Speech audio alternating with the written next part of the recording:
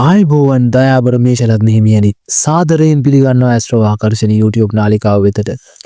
මෙවැනි වීඩියෝ තවදුරටත් නැරඹීම සඳහා ඇස්ට්‍රෝ ආකර්ෂණ YouTube නාලිකාව subscribe කර පහත ඇති බෙල් සලකුණ මත ක්ලික් කරන්න. මෙම වීඩියෝව ගෙනෙන මම විද්‍යාපති දේශප්‍රිය තන්ත්‍රයකි. මෙම වීඩියෝව තුලින් අවධානය යොමු කිරීමට අපේක්ෂා කරනු ලබන්නේ ජනවාරි මාසයේ මැද භාගයේ සිට පෙබරවාරි මාසයේ මැද භාගයේ පමණ වන තෙක් ඔබගේ 10 වෙනි භාවය වන මකර රාශිය තුල ග්‍රහයන් 4 දෙනෙක් ඒ කියන්නේ රවි බුධ කුජ සිකුරු කියන ග්‍රහයන් සංයෝග වීම නිසා ඔබට ලැබෙනා වූ ප්‍රතිඵල සම්බන්ධයනුයි. ජනවාරි මාසයේ 14 වෙනිදා රවි ග්‍රහයා ඔබගේ 10 වෙනි තුලට සම්ප්‍රාප්ත වුණා. මේ හරහා ඔබගේ රැකියා ස්ථානයේ දීප්තිය යම් මට්ටමකට වැඩිවීමක් අපේක්ෂා කළා. සාමාන්‍යයෙන් රවි ග්‍රහයා නිවේදනය කරන්නේ මානයයි. නැත්තම් කේන්තිය වගේ දේවල්. නැත්තම් ඔබගේ තියෙනා වූ ආත්මාභිමානය වගේ දේවල්. නමුත් මකර රාශිය යනු ශනිගේ රාශිය. මේ නිසා ශනිගේ ගතිගුණ රවි ග්‍රහයාට ආරෝපණය වීම මෙහිදී සිදු වෙනවා. මේ හරහා ඔබගේ මානය දුර්වල වී ඇත්ත වශයෙන්ම ඔබ නිහතමානී පුද්ගලයෙක් වී ඔබගේ විනයානුකූල බව නැත්තම් ඍජු බව මෙම කාලය තුලදී ප්‍රකට වීම ආරම්භ වීම අපේක්ෂා කරන්න පුළුවන්. නමුත් ඔබ මෙතෙක් කාලයක් විශේෂයෙන්ම ජනවාරි මාසයේ 14 වෙනිදා පමණ තෙක් ඔබ රැකියා ස්ථානයේ තුල යම් සැලසුම් කරපු වැඩ තිබුණා නම් ඒ වගේම ආයතනයේ ප්‍රධානීන් විසින් සැලසුම් කරපු වැඩ තිබුණා නම් ඒ වගේම ඔබට කරගන්න බැරුව ලත විවි ඒ වගේම හිර විවි තිබුණු වැඩ තිබුණා නම් මෙම කාලය තුලදී එම වැඩ කටයුතු නැවතත් ආරම්භ කර නව මුහුණුවරකින් ක්‍රියාත්මක කිරීමේ හැකියාව ඔබට ලැබෙනවා. 10 වෙනිට තැන්පත් රවි ග්‍රහයාගේ ශක්තිය භාවිත කිරීමේදී ඔබගේ නිහතමානී බව ඉතාමත්ම වැදගත්. මක්නිසාද ඔබගේ 10 වෙනි භාවය තුල ග්‍රහයන් වැඩි දෙනෙක් යෝග වීම නිසා ඔබට රැකියා ස්ථානයේ තුල වැඩ කටයුතු අධික වන කාල සීමාවක්. මෙහිදී ඔබට ද්වේෂය, කෝපය ඇති විය හැකියි. නමුත් රවි ග්‍රහයාගේ නිහතමානීත්වය තුලින් ඔබට යම් ආධ්‍යාත්මික තෘප්තියක් ලබා ගන්න පුළුවන්. විශේෂයෙන්ම රවි ග්‍රහයා තුලින් ඔබගේ ආයතනයේ ප්‍රධානීන් නිවේදනය කරන නිසාත්, ඔබගේ පස්වැන්න නිවේදනය කරන නිසාත්, ඔබගේ දැනුම වර්ධනය කර ගැනීමටත්, ආයතන ප්‍රධානීන්ගේ ප්‍රසාදය දිනා ගැනීමටත් ඔබට මේ හරහා හැකියාව ලැබෙනවා. ඔබගේ 10 වෙනි භාවය තුල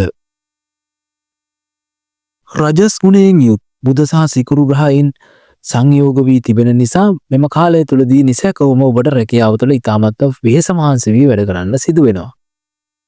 ඒ වගේම මෙම චතුර්ග්‍රහ සංයෝගය ඔබගේ ලග්නයට, ඔබගේ දෙවැන්නට, සිව්වැන්නට, පස්වැන්නට, හයවැන්නට සහ හත්වැන්නට වැනි භාවයන් වලට බලපෑම් කරන නිසා ඒ සියලු භාවයන් වල ගුණාංග මේ හරහා මෙම සංයෝගය හරහා වෙනස් වීම සිදු වෙනවා. විශේෂයෙන්ම ඔබගේ ලග්නාධිපති වන්නේ කුජ ග්‍රහයා නිසා මම පෙර කී පරිදි ඔබගේ රැකියාවේ වර්ධනය සඳහා ඔබගේ මුළු අවධානයම මෙම කාලය තුලදී යොමු වෙනවා. කුජ ග්‍රහයා සහ රවි ග්‍රහයා ඔබගේ 10 වෙනිට දිග්බල නිසා ඔබ මෙම කාලය තුලදී තාමත්ම කඩිසව වැඩ කර යුතුයි. නමුත් ඔබගේ අලසකම නිසා විශේෂයෙන්ම ඔබගේ නිදන්ගතව පවතිනා වූ අලසකමක් තිබෙනවා නම් විශේෂයෙන්ම ඔබගේ ජන්ම කේන්දරයට අදාළව එම අලසකම නිසා ඔබට යම් කේන්තියක් ඇති වෙන්න පුළුවන්. මක්නිසාද ඔබගේ ලග්නාධිපතියා වන කුජ ග්‍රහයා යනු තමස් ග්‍රහයෙක්.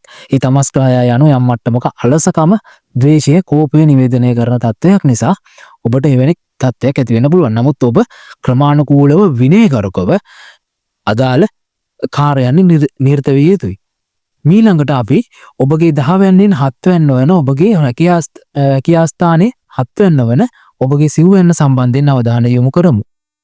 ඔබ රැකියා ස්ථානයේ තුලදී කාර්යබහුල වීමත් සමග ඔබගේ සිව්වන භාවය වන ඔබගේ සුඛ ස්ථානය, ඔබගේ මව සම්බන්ධයෙන් නිවේදනය කරන්නා වූ ස්ථානය, නැත්නම් ඔබගේ මනස නිවේදනය කරන්නා වූ ස්ථානයේ යම් මට්ටමකට පීඩනයකට ලක්වීමක් සිදු වෙනවා. මේ නිසා ඔබට මානසික ආතතිය වැනි දේවල් ඇති වෙන්න පුළුවන්. මේ මග හරවා ගැනීමට ඔබට ආධ්‍යාත්මික තත්ත්වයන් වලට යොමු විය යුතුයි. ඒ වගේම සිව්වන භාවය සම්බන්ධයෙන් අවධානය යොමු කිරීමේදී ඔබගේ තුන්වැන්නෙහි පිහිටි වක්‍ර වූ ගුරු ග්‍රහයාටත් ඔබගේ පස්වැන්නෙහි පිහිටි කේතු ග්‍රහයාටත් සංයෝ මැදි වී තිබෙන නිසා යම් මට්ටමක දුර්වල ස්වභාවයක් ඔබගේ සිව්වන භාවය ගනු ලබනවා. මේ නිසා ඔබගේ මනසේ ශක්තිය සම්බන්ධයෙන් ඔබ වෙනදාට වඩා ප්‍රබල මට්ටමින් අවධානය යොමු කළ යුතුයි. ඔබගේ මනස ව්‍යාකූල නොකර ගැනීමටත් ඔබ මෙම කාලය තුළදී වග බලා ගත යුතුයි.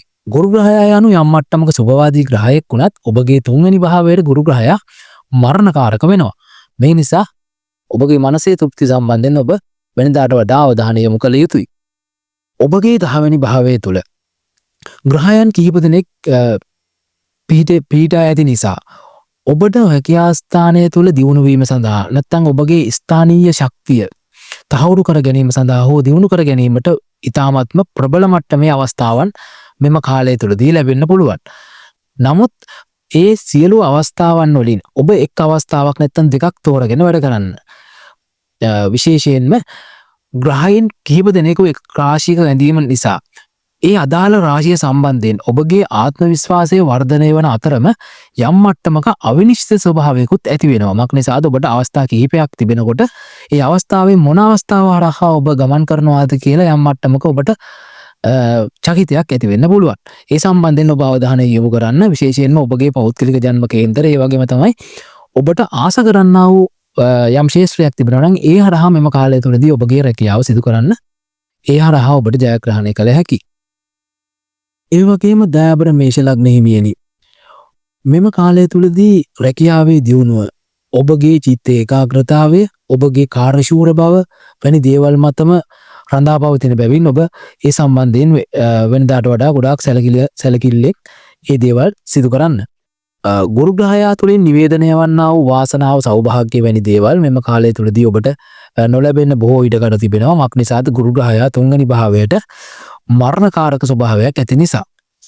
සමස්තයක් වශයෙන් අවධානය යොමු කිරීමේදී මෙම කාල සීමාව ඔබට ඔබගේ රැකියාව තුළින් ඉතාමත්ම හොඳ ස්ථානීය වර්ධනයක් ඇති කර ගැනීමටත් රැකියාව තුළ ඉතාමත්ම ආත්ම තෘප්තියෙන් වැඩ කිරීමටත් හැකියාව ලැබෙනවා. නමුත් ඔබගේ නිහතමානීත්වයත් ආයතනයේ නීති රීති වලට අවනත වීමත්, දැනුමින් යාවත්කාලීන වීමත්, චිත්ත ඒකාග්‍රතාවයත් පවත්වා ගත යුතුයි.